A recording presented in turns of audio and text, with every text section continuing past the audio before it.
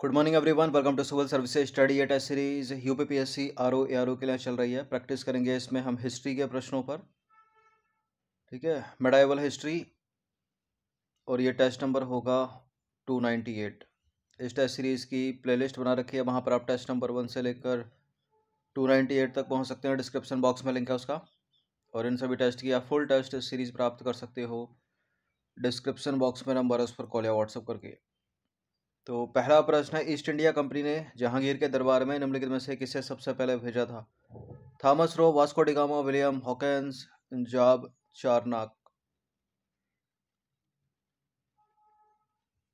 East India company ने जहांगीर के दरबार में निम्नलिखित में से किसे भेजा था? William Hawkins. Option number C है इसका आंसर। देखिए, विलियम हॉकिंस जहांगीर के दरबार में ईस्ट इंडिया कंपनी द्वारा भेजा जाने वाला प्रथम अंग्रेज राजदूत और मुगल दरबार में उपस्थित होने वाला पहला अंग्रेज था। यह शाही दरबार में 3 वर्ष तक रहा और सम्राट जहांगीर ने उसे 400 का मनसब प्रदान किया। दूसरा प्रश्न है, मुगलों एवं मेवाड़ के राणा के मध्य चित्तौड़ की जो संधि हुई वह निम्नलिखित में से किस शासक के शासनकाल में हस्ताक्षरित हुई? औरंगजेब, शाहजहां, जहांगीर या अकबर? मुगलों और मेवाड़ के मध्य चित्तौड़ की संधि ये हुई थी जहांगीर के शासनकाल के मध्य। ऑप्शन नंबर बी है इसका आंसर। देखिए, 1615 में राणा अमर सिंह तथा मुगल बादशाह जहांगीर के मध्य चित्तौड़ की संधि हुई। इसमें राणा ने मुगल बादशाह की अधीनता स्वीकार कर ली तथा बादशाह जहांगीर ने राणा को चित्तौड़ समेत समस्त भूभाग वापस कर दिया, जो अकबर के समय मुगल आधिपत्य में था।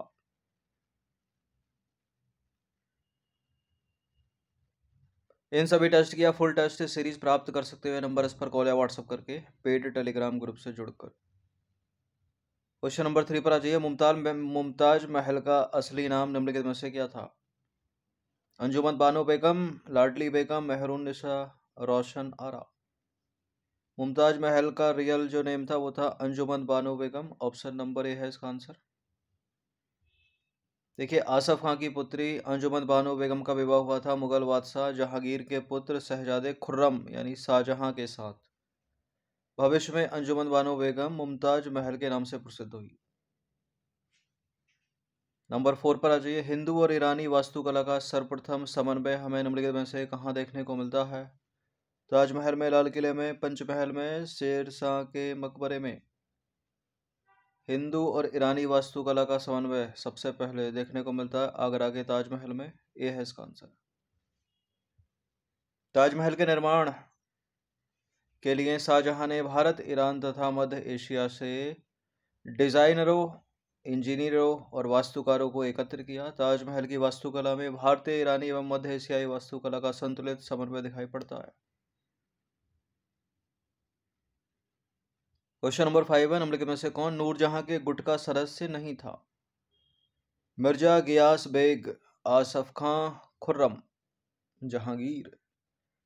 नूरजहां ने एक गुट बनाया था, उस गुट में मिर्जा गियास बेग था, आसफ खां था, खुर्रम था, लेकिन जहांगीर नहीं था। देखिए, जहांगीर से विवाह के बाद नूरजहां ने नूरजहां गुट यानी जुनता दल का निर्माण किया। इस गुट के प्रमुख सदस्य कौन कौन थे? एतमाउद्दौला या मिर्जा गियास बेग, ये नूरजहां के पिता थे। अस्मत बेगम नूरजहां की माँ। आसिफ खां नूरजहां का भाई था। शहजादा खुर्रम जो बाद में शाहजहां के नाम से प्रसिद्ध हुआ। ठीक है, तो ये सब थे कौन कौन? शहजादा खुर्रम हो गया यानी खुर्रम डी में था, आसिफ खां हो गया, अस्मत बेगम और मिर्जा गियास बेग या एतमाउद्दौला। जहांगीर इस गुट का सदस्य नहीं था। गोविंद महल जो हिंदू वास्तुकला का अप्रतिम उदाहरण है, निम्नलिखित में से कहाँ स्थित है? मध्य प्रदेश के ग्वालियर में, ओरछा, खजुराहो, दतिया में है। देखिए, गोविंद महल मध्य प्रदेश के दतिया में स्थित 7 मंजिला महल है। इसका निर्माण 1614 में राजा वीर सिंह देव द्वारा पत्थरों से करवाया गया था। क्वेश्चन नंबर 7 पर आ जाइए। जहांगीर के दरबार में पक्षियों का सबसे बड़ा चित्रकार निम्नलिखित में से कौन था? जहांगीर के दरबार में पशु पक्षियों और प्रकृति के चित्र बनाने में मशहूर था? मंसूर। ठीक है, मंसूर हुसैन, डी। जहांगीर के दरबार में पक्षियों का सबसे बड़ा चित्रकार मंसूर था। वह पशु पक्षियों और प्रकृति के चित्रकार बनाने में माहिर था। और चित्रकला का स्वर्ण युग कहा जाता है जहांगीर के काल को। यह अलग से प्रश्न है। भारतीय इतिहास में चित्रकला का स्वर्ण युग किस शासक के काल को कहा जाता है? तो उसका उत्तर है जहांगीर। और स्थापत्य कला का पूछ ले तो शाहजहां। एक डच पर्यटक जिसने जहांगीर के शासनकाल का मूल्यवान विवरण दिया है वह निम्नलिखित में से कौन था? यहाँ एक से दो व्यक्ति जहांगीर के शासनकाल में हो सकते हैं। जहांगीर के शासनकाल में होना और उसके शासनकाल का मूल्यवान विवरण देना दो अलग अलग बातें हैं। तो ये काम किया फ्रांसिस्को पेलसर्ट ने। ऑप्शन नंबर ए है इसका आंसर। देखिए, फ्रांसिस्को पेलसर्ट एक डच पर्यटक था जो जहांगीर के समय भारत आया।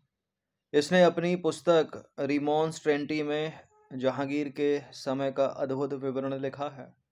बाकी पीटर मुंडी ब्रिटेन का यात्री था, शाहजहां के समय आया था। और निकोलो मनुची इटली का यात्री था जो उत्तराधिकार के समय भारत आया।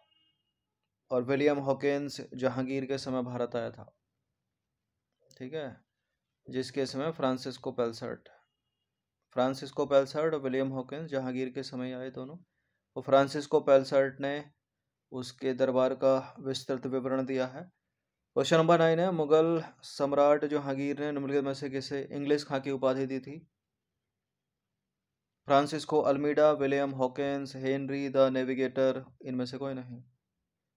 जहांगीर ने इंग्लिश खां की उपाधि किसको दी थी? इसमें विलियम हॉकिंस को दी थी। तो सीधे सीधे याद रखिएगा, मुगल सम्राट जहांगीर ने विलियम हॉकिंस को इंग्लिश खां की उपाधि दी थी। क्वेश्चन नंबर 10 है, निम्नलिखित मुगल बादशाहों में से किसने अपनी आत्मकथा फारसी में लिखी? बाबर, अकबर, जहांगीर, औरंगजेब। फारसी में अपनी आत्मकथा लिखने वाला कौन था? इसका आंसर है जहांगीर। ऑप्शन नंबर सी।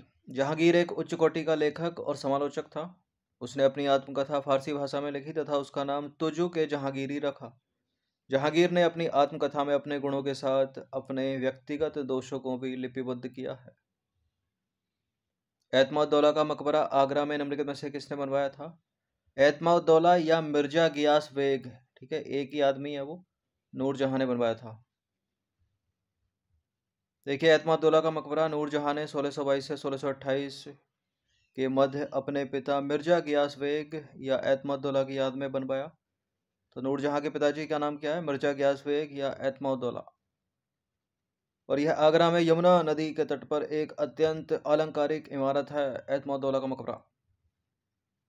अबुल फजल के हत्यारे को निम्नलिखित में से किसने पुरस्कृत किया था?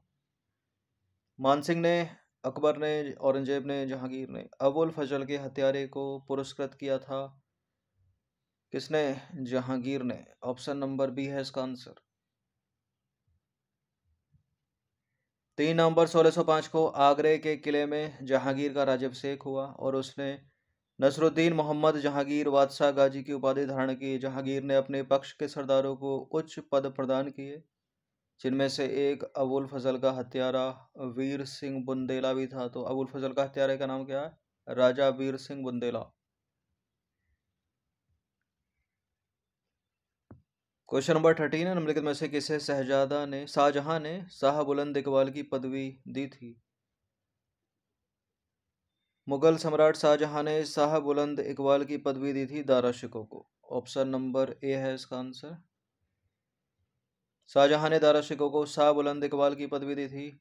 सीधे सीधे याद रखिएगा। क्वेश्चन नंबर 14 है, निम्नलिखित में से कौन शाहजहां के शासनकाल में अधिकांश समय तक दक्कन का गवर्नर रहा था? मुराद बख्श, औरंगजेब, शाह शुजा, दारा शिकोह। ये औरंगजेब ही था, डी है इसका आंसर। देखिए, शाहजहां के शासनकाल में औरंगजेब पहले 1636 से 1644 तक दक्कन का गवर्नर रहा तथा 1652 में उसने पुनः इस पद पर नियुक्त किया गया और इस पद पर वह उत्तराधिकार के युद्ध में विजय और मुगल बादशाह बनने तक रहा। ठीक है, बाद में मुगल बादशाह यही बना। ठीक है, बाबर, हुमायूं, जहांगीर, फिर आया शाहजहां, उसके बाद औरंगजेब। क्वेश्चन नंबर 15, निम्नलिखित में से किस मुगल बादशाह को जिंदा पीर कहा जाता है? तो इसे ही कहा जाता है औरंगजेब को। देखिए, औरंगजेब जो कुछ दूसरों पर लागू करना चाहता था उसका वह स्वयं अभ्यास करता था। उसके व्यक्तिगत जीवन का नैतिक स्तर ऊंचा था। वह अपने युग के प्रचलित पापों से दृढ़तापूर्वक अलग रहता था। इस प्रकार उसके समकालीन उसे शाही दरवेश समझते थे तथा मुसलमान उसे जिंदा पीर के रूप में मानते थे। एक युद्ध है धर्मट का युद्ध भारतीय इतिहास में। निम्नलिखित में से किनके बीच लड़ा गया ये? बाबर अफगान, अहमद शाह दुर्रानी और मराठा, औरंगजेब तथा दारा शिकोह मोहम्मद गोरी चंद। इसका answer option number C, Aurangzeb और दारा शिकोह के बीच लड़ा गया धर्मट का युद्ध। मध्य प्रदेश में स्थित उज्जैन के निकट धर्मट नामक स्थान पर 15 अप्रैल 1658 को औरंगजेब और दारा शिकोह के मध्य धर्मट का युद्ध हुआ। इस युद्ध में जोधपुर के राजा जशवंत सिंह ने दारा शिकोह की तरफ से तथा मुराद ने औरंगजेब की तरफ से भाग लिया। ठीक है, जसवंत भाग ले रहा है दारा शिकोह की तरफ से और मुराद भाग ले रहा है औरंगजेब की तरफ से। और धर्मट के युद्ध ने औरंगजेब की स्थिति को काफी सुदृढ़ बना दिया तथा शाही सेना की पराजय से दारा शिकोह की दुर्बलता प्रकट हुई। क्वेश्चन नंबर 17, औरंगजेब के किस पुत्र ने विद्रोह करके राजपूतों के विरुद्ध अपने पिता की स्थिति दुर्बल कर दी थी? कामबख्श, मुअज्जम, अकबर, आजम। कौन था ये? ये था अकबर, जिसे भारतीय इतिहास में अकबर द्वितीय के नाम से भी जाना जाता है। औरंगजेब के पुत्र मोहम्मद अकबर ने 1681 ईस्वी में विद्रोह करके राजपूतों के विरुद्ध अपने पिता की स्थिति दुर्बल कर दी थी। क्वेश्चन नंबर 18 है, निम्नलिखित में से कौन सम्राट औरंगजेब की पुत्री थी, बेटी थी? जहां आरा, रोशन आरा, गौहर आरा, मेहरून निशा। देखिए, जहां आरा, रोशन आरा, गौहर आरा, ये तीनों औरंगजेब की बहनें थीं। और जो मेहरून निशा थी वो इसकी पुत्री थी, औरंगजेब की इसकी बेटी थी। डी, मेहरून निशा औरंगजेब की पुत्री थी। इसके अतिरिक्त जहां आरा, रोशन आरा और गौहर आरा औरंगजेब की बहन थी। औरंगजेब की अन्य पुत्रियों में उनके नाम देखें मेहरून निशा के अलावा तो जेबुन निशा, जीनतु निशा, बदरुन निशा और जुबदतुन निशा। क्वेश्चन नंबर 19 है, औरंगजेब ने निम्नलिखित में से किसको साहिबात उज जमानी की उपाधि प्रदान की थी? रोशन आरा, जहां आरा, अमीन खान, शाइस्ता खान। साहिबात उज जमानी की उपाधि औरंगजेब ने किसको दी थी? जहां आरा को दी थी। सी है इसका आंसर। औरंगजेब ने जहां आरा को साहिबात उज जमानी की उपाधि प्रदान की। ऑप्शन नंबर सी है इसका आंसर। और जहां आरा सम्राट शाहजहां और महारानी मुमताज महल की सबसे बड़ी बेटी थी और वह अपने पिता के उत्तराधिकारी और छठे मुगल सम्राट औरंगजेब की बड़ी बहन भी थी। क्वेश्चन नंबर 20 पर आ जाइए, जजिया कर किसके शासनकाल में पुनः लगाया गया? देखिए, अकबर ने अपने शासनकाल में जजिया कर हटा दिया था, लेकिन अकबर के बाद जो आगे उत्तराधिकारी आए उसमें जो उत्तराधिकारी एक था औरंगजेब, औरंगजेब ने इसको जो है फिर से लगा दिया था अपने शासनकाल में, पुनः जीवित कर दिया इसको, जजिया कर को। औरंगजेब अपने साम्राज्य से जजिया कर की समाप्ति की घोषणा की। अकबर ने अपने साम्राज्य से जजिया कर की समाप्ति की घोषणा की, किंतु औरंगजेब ने उसे 1679 में पुनर्जीवित कर दिया, यानी फिर से लगा दिया।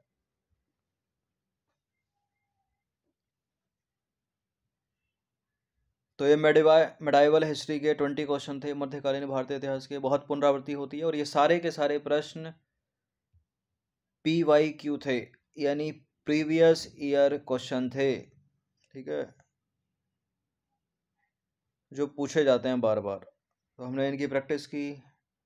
जितनी भी टेस्ट सीरीज चल रही है उसकी प्रैक्टिस करते रहिएगा और इन सभी की आप फुल टेस्ट PDF सीरीज प्राप्त कर सकते हो पेड टेलीग्राम ग्रुप से जुड़कर। हर दिन प्रैक्टिस करते रहिएगा। धन्यवाद।